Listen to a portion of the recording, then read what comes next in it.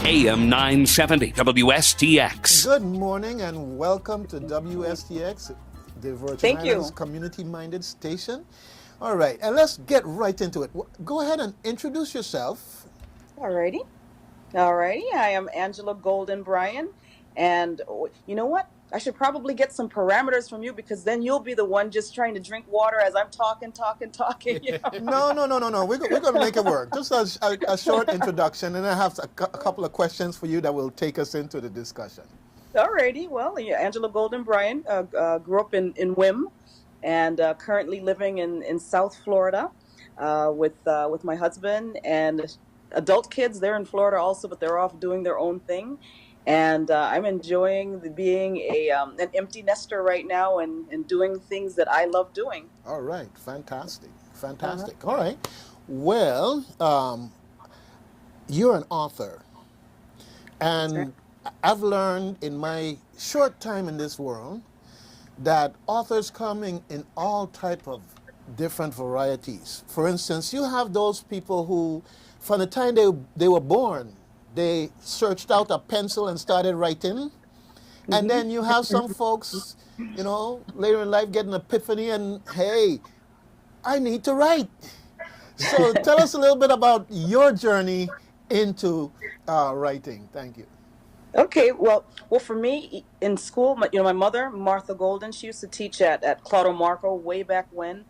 And she was always pushing me and my brother to strive for excellence in writing and reading, arithmetic, everything.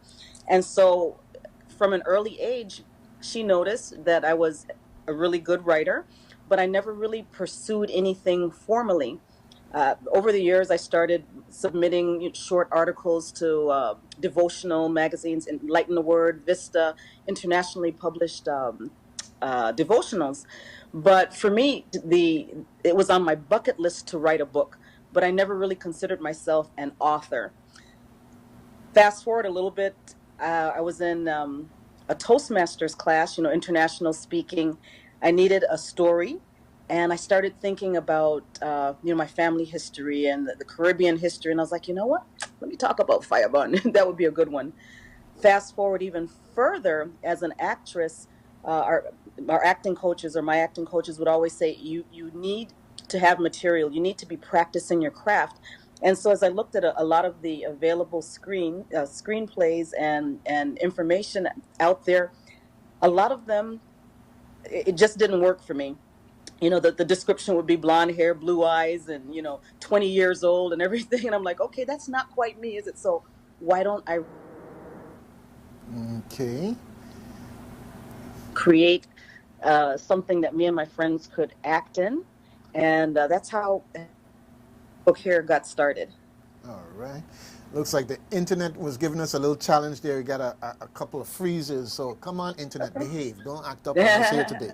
And you doing Fireburn, I'm letting you know it'll have Jumbi in this place. Okay? Sometimes I come in here and it's like I turn on the equipment to get moving and going and everything else, and it just don't want to work. And it's like, I'm the first one in the week here. What happened over the weekend? The Jumbi were having a party. I'm taking that as a really good sign. Good or bad? All right. So tell us about this book that you've written. All right. Well, as I mentioned, I started off writing it as something that could be performed. So the format of the book is a bit different than what most people might expect. Originally, I created the screenplay for the sake of having something to act in. And as it sat, I said, you know what? A few of my friends said, Angela, you know what? You really should have written this as a book first and then turned it into a screenplay. So that's what made me sit, because the idea of turning something that I'd already I started this in 2011, something that I had been working on for so long, now turning it into a book.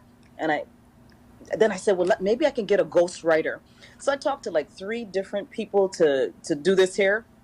Everyone said it's a great story, but can't touch it. It's too much work. And so finally I said, you know what? Let me go ahead and publish it as a screenplay.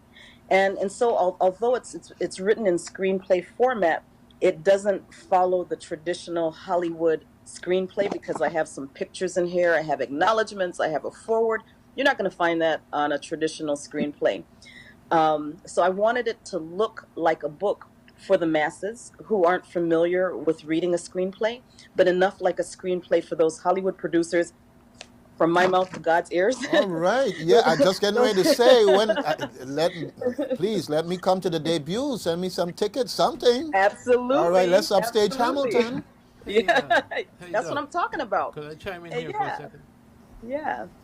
What was yeah, Okay. yeah. So to make it relatable to the masses, as well as familiar enough to producers and people in the entertainment industry that they would pick it up and see the value immediately. All right. Well, I have a co-host here with me today. His name is Jared Evelyn, and he's listening to your voice, and he's entranced over there. So I hope you have your bodyguard close by. No, I'm just joking. He has very special talents in his ears, and he's listening, and he is interested in the book, and so Jared, you take it. Hi, good Hi. morning. Good morning, Jared. Okay, I wanted to find out. Have you ever heard about the NLS service for the blind, the physically handicapped?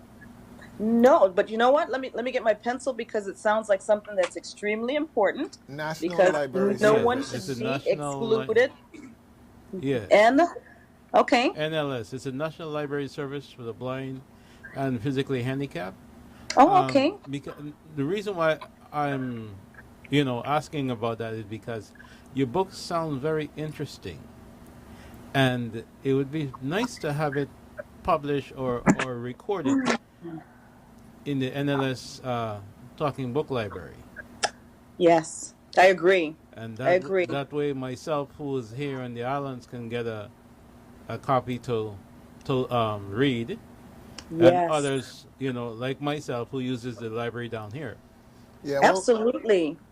Angela, one of the things that we're working on in the long run is to make more authors of Caribbean content aware of the National Library Service and to get their material in there. Because culturally and in other ways, as a matter of appreciation, if it's not available to be read or in this case heard, Yes. and also, it is very beneficial in the schools because the schools usually partner with the Talking Books Library. And Wow. so students who may suffer, let's say, from dyslexia or whatever, have another means by which they can access material and, definitely do that book report without it taking a whole week. It takes much less time because they don't have to fight through the particular disability that they may be having to deal with. Absolutely. Yes, so definitely. Absolutely. Well, thank you so much for that. I have heard this several times, and it wasn't with regards to being blind, but it was more to my friends that have ADD, Uh-huh. low attention span. They say, Angela, I'm going to buy your book, but I'm going to be honest with you, I'm not going to read it. And they said, I just don't have the attention span to sit there and read, even though you have promised me that it's a quick read and it's short and it's entertaining. I'm not going to read it. And so my mind started thinking I needed to do that. But now what Jared what he just said, it makes it even more important for me to take action on that. Thank you so much. Yes, You're you have a welcome. whole audience Yes. out there, a whole audience, Yes. a whole another audience just waiting in that sense. Yeah. Yeah. Yeah, because me being visually impaired, I still like to read. So and I Yeah. love interesting books, and your book, just by the way you introduced it, it sounds like it's gonna be a good read. Angela, he's being modest. Or visually impaired. The man blind. Okay? Not only that, but he has, I call it, conquered this condition in such a way that it got people accusing him of pretending to be. Okay? So Excellent. every now and then he teaches me about how to use my iPhone. Okay? So. Okay. That's awesome. That is All awesome. right. Yes. So it's. Well, I'm taking this very seriously, and I believe that it is a book that lends very well to this format. You just think of the olden days on the radio station when there were the plays and they were being read. Yes, And we I'm were thinking talking about that. exactly, yeah. I'm thinking that this would be best done in St. Croix with Crucian actors and readers and recorded there with some Crucian actors. I would like to come back and do that. Well, you know, one of the things my son has to do book reports and stuff like that. So my strategy is that if he can listen to the book while he's playing or doing other things, you know, it's there. It's just like the TV, except it's oral.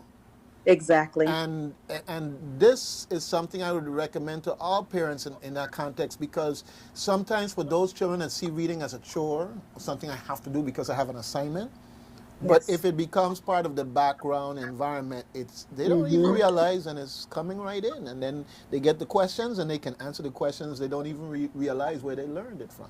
Exactly.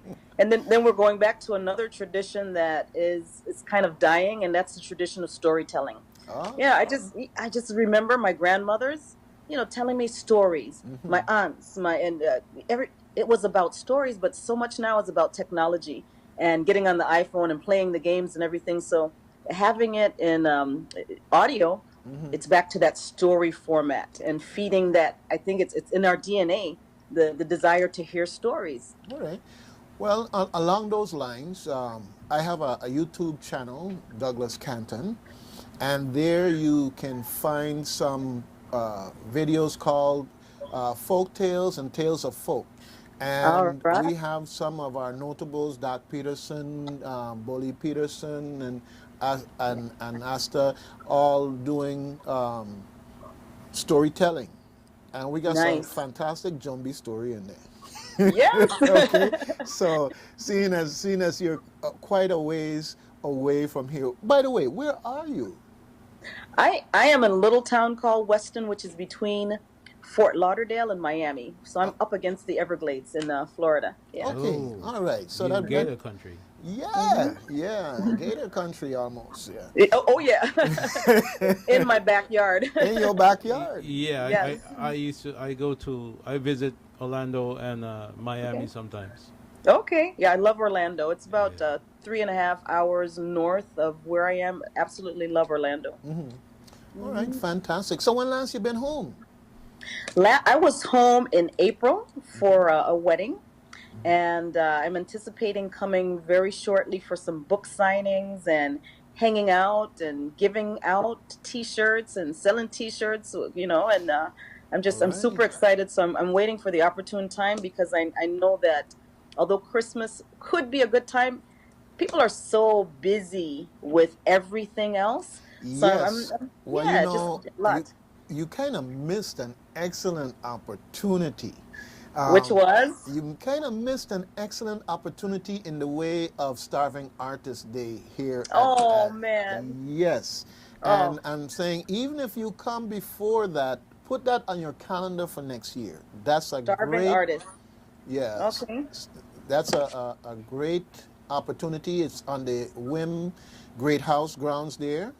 Okay. And it's outdoors. Everybody has their little vendor's tent or tents or whatever, and there's everything: books, Wow. food, woodworking, all types of stuff. And Miss, I was there. I did a little interview there with Mr. Richard Schroeder. Yes. Yes, and I have his books, some of his books. yes, well, anybody who doesn't, it's like they need to be chastised, because it's like, wow, that's like gold. Yes. Someone got their book and got it signed and said, well, you could give it to me so I can discover 20 years from now that it's worth $50,000, and we all had a good laugh. But yes, Oh, man. definitely. And keep in touch so that we can help to promote your and other local artists who are away, coming back home, so to Yes. make sure that it gets to everyone and you can have the great response that I know that there is in our community. Thank you. I will. All right, fantastic. So, uh, talk about the book a little bit, Fireburn. I mean, everybody think they know Fireburn, but there's always little things that come out depending on the style of the author and so forth and so on. So you've got that one under your belt. Been thinking about the next venture? Well, the next venture is really to have it as a movie. Absolutely. All right. And now and obviously as an audiobook, that's up there, as well as a children's book, because with this book, I did consult with a screenwriter, and at first I had everything la la la kumbaya, we love everybody, and the screenwriter was like, wait a minute, where's the conflict, where's the drama? I know it is my personality to have everything work out beautifully and everything, but is that the truth of this? There was conflict, there was drama, people died. And so in the adult version, well, actually it's really, I think it's appropriate for middle school and up. I kept it PG-13 intentionally, but people die. I don't get into it graphically. It's more of an inference. I inferred what was happening. But for the upcoming children's book, how do I take the themes that are predominant in Fireburn, the screenplay? There's standing up for what's right. There's empowerment of those that are disenfranchised. There's love of culture. There's history. There's a lot of food in here also. And So I anticipate. Yes. there's Yes. value in you, and that's the one thing that in books like this and history, in many ways, it really needs to be. I wouldn't even use the word revise. It needs to be made more real to what really happened, Yeah. because sugarcoating it and fairy tailing it Mm-hmm. is okay to, as long as the essence of the truth can be found Exactly. in along the lines. Yes. So there's a rape scene in there. So I don't go into all the detail that would have happened in the rape. Right. It's more like, okay, you open the door and he's buckling his pants and she's putting down her skirt. That type. Yeah. So you know exactly what happened, but it's what happened. Post Fireburn, because we know some of the young ladies got arrested. Some of the Yes. people got arrested. In some cases, taken all the way to Denmark and imprisoned for a while before being released. Does it follow that far, or in the book? Yes, it does. The book takes them up to Denmark, and then there's just a few lines of them, pulling weeds, hard labor in Denmark, and then they circle back around, coming back to St. Croix for what lies ahead, and it ends on that note right there. And then I do a little, hey, Fireburn is still, Contract Day is still celebrated on October 1st, blah, blah, so on and so forth. But yeah, it brings them up to that point of their trial and moves forward. So yeah, there is the big events like that. I tried to really hold true. Whereas, and I mentioned each of the four queens. I know it was Wayne James back in 2014 that had brought out, hey man, there are more than three queens. There are four. So I went with the four queens, and part of the fiction in this is that the four queens probably weren't friends. They probably didn't know each other, but for the sake of storytelling and to move the story along, I had them having relationships with each other. So those are the things that I would love to follow up on is the truth versus which was Hollywood, which were the things that happened in my family, things like that. Well, the one thing that is great in all of this is that, friends or not, they bonded on a common cause. Absolutely. And that's something Yes. that we have to instill in our young people, that you're not going to Yes. get along with everybody, but there's certain things you stick together with because it's just Yes. the thing that you need to do. All right. Absolutely. All right. Which is I'm seeing that as a very current theme in anti-bullying. So standing up for what's right, coming together, and so these are the types of things that I could even see it as in a children's book. Is how do we stand up for what's right together to do the right thing, and rather than in a children's book having someone being killed or raped or anything like that, take the themes, those universal truths, as Senate President Myron Jackson, as he goes back and fetches it, that's the comment that he made, is that although it's a fictional tribute to our ancestors, it holds universal truths that can be shared and allowed us to go back and fetch and to move forward in unity. All right. So, tell me, how did you hear about Doug Canton, WSTX, and all this other good stuff? All right. Yes. How did I hear about you? Well, it was through Undercover Books. as I started researching, I said, you know what? Yes, this book is available on Amazon.com, but how about locally? Not everyone cares to go through Amazon.com. And what about a tourist coming to St. Croix that would like a piece of artwork? Because I think the cover is beautiful, if I must say so myself, as well as a piece of our history. So I started contacting, and I found Undercover Books, and they were like, "Oh, well, you need to contact Doug." So that's how I found out about you. All right, fantastic. Yeah, I'm happy that we were able to make the connection. Who did the absolutely. artwork? Uh, I never met the individual. Her name is Allison Daigle, and Hmm. she was recommended to me by my not producer. Oh my gosh, publisher. Yes, Hmm. by my publisher, and she highly recommended her, and she said that she will not accept my money until I'm happy with the job. So what I did is I sent her pictures that my late uncle Nathaniel he had written, and people have seen his pictures in the Frederickstead post office hanging, Fireburn, and just various ones that he had given to my aunt as well that no one has seen. And I said, this is what I would the feel that I would like for the cover of the book, as well as I wanted the fort, the Frederickstead fort, to be. So I sent her pictures of the fort as well. And I would love to have gone with a local artist, but what happened at the time is my mom, Martha Golden, she had been diagnosed with cancer, and my book had sat since 2011. And now that I knew that my mom's time was coming to an end, I had started reaching out to people. Hey, who's a good artist? I ran out of time, and I knew that my mom was running out of time as well. And I said, this needs to be quick. I need to get this into my mother's hand before she passes. I did not reach that goal. The book was published after she passed, but I know that she received it, and she knew because I was keeping her in the loop along the way. She did get to see the book cover, Hmm. and she did get to see the screenplay, but not the finished work. So the book is dedicated to my mom, and she was, her transitioning towards the end was really what helped me to get it published, because I had this sense of urgency that it could not wait any longer.